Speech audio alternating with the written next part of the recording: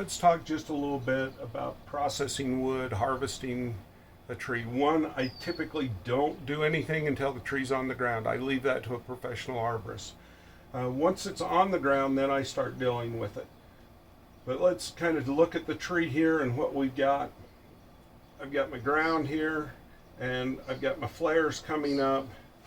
Now, typically, as I'm looking at the wood through here, I've got a crotch here. The timber industry, those that are sawing for lumber, want big, tall, straight trees, not a lot of flares. Flares have stress in them. Crotches have stresses in them. So let's draw my pith coming down through the blank, or through the log. So I've got my pith coming down. Oftentimes in my crotches I might have a feather, depending on species. Now that might also be full of, or have a bark inclusion in there, be full of mineral rock. If that's the case, I don't care about that feather.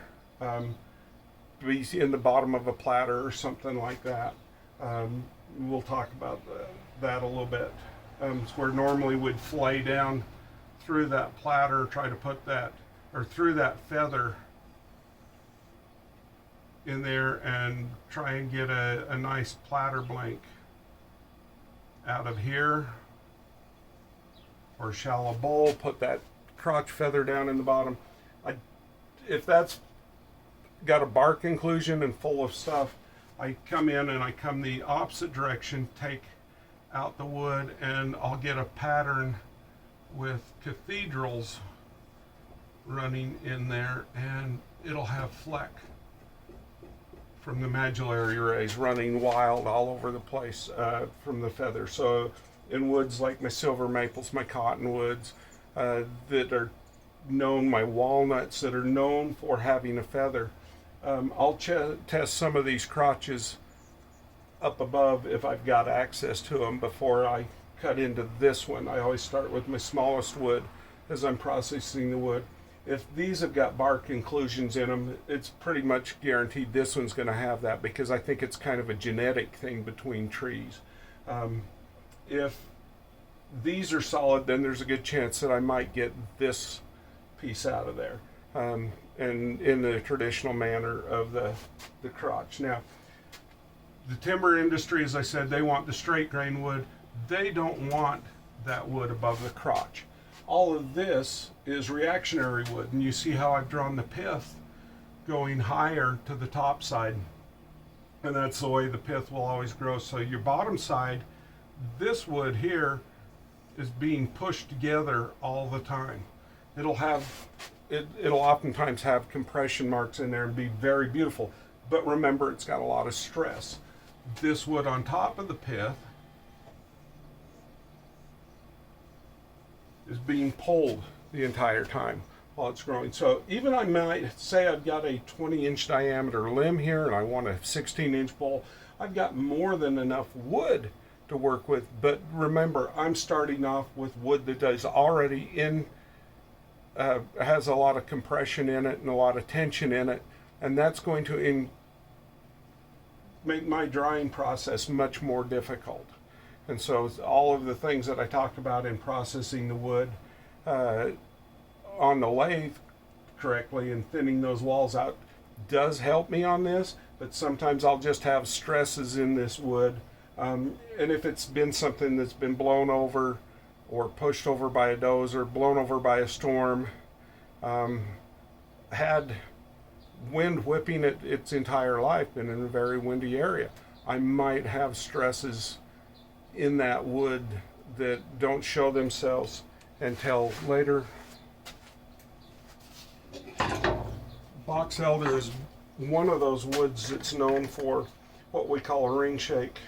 My grandson got hold of this piece, but as I was working with it, I noticed I started to dry some of the process and the ring shake opened up. I did not catch it all as I roughed out the piece here, and my grandson found my hand drill and my markers, but you can see I've got a couple of checks in that.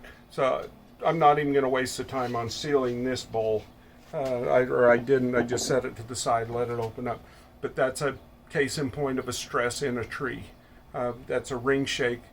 Box elder is known for ring shakes, at least around where I'm from, and that's where the tree has been whipped.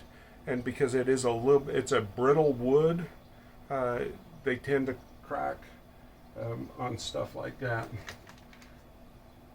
So typically, the wood I want, I'm going to risk it as a wood turner and try and take that first crotch. I'll take some of these limbs if they look good, and I'll decide later as I go through it if I'm not seeing any stresses or anything, or if the wood's really pretty, I might risk it and invest the time in it, because the payoff can be very nice for a beautiful piece of wood, as we all know. Down here on the trunk section, I might have some fiddleback, so my growth rings are going this way, and I'll have compression ripples here, there, in that. Some species just don't show it. I've yet to see figure of any kind worth noting in elms, either Siberians, Americans, or Chinese. You don't see it. Very beautiful wood. I love working with elm, and I love the end results on it, but it's just not going to have a lot of figure. Once I've got this log down, I've got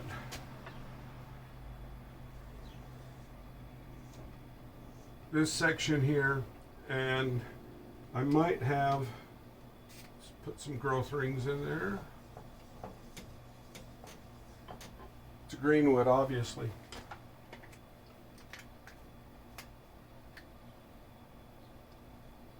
Gonna have some kind of a star check.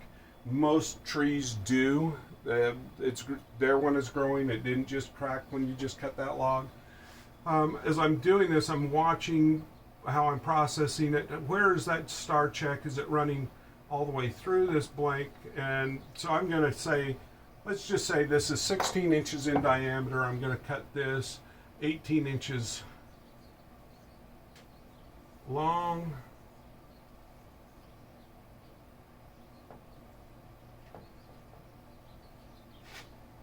That will give me the billet to work with.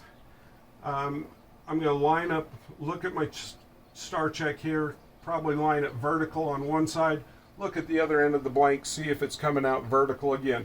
Oftentimes those are cracking and spiraling all the way through. So I might have to come in and take a cut off center a ways, and that might have 3-4 inches in there. This is going to be 6 to 8 inches wide. It's a great blank to save for spindle stock, pepper mills, salt and pepper mills. I've got a match blank, especially if it's figured wood. And this is my quarter sawn blank here. It's my most stable. If this was bigger to where I can get this 12 or wider, then it's a great platter blank. My next platter blank choice would be right off of this cut here, as close as I can to the pit. That's more stable than the further out I go, the less stable I am. I'll typically cut the slabs off, and the slabs go all the way through, and you notice I didn't bring these cuts all the way through. I'll cut everything vertical while I've got it in one spot, and then go down through, cut one. That'll flop over, and then I can take my saw in and lay it down on its side, and I've only got a couple of inches to cut the rest of the way through. One question I often get too is, do you ever rip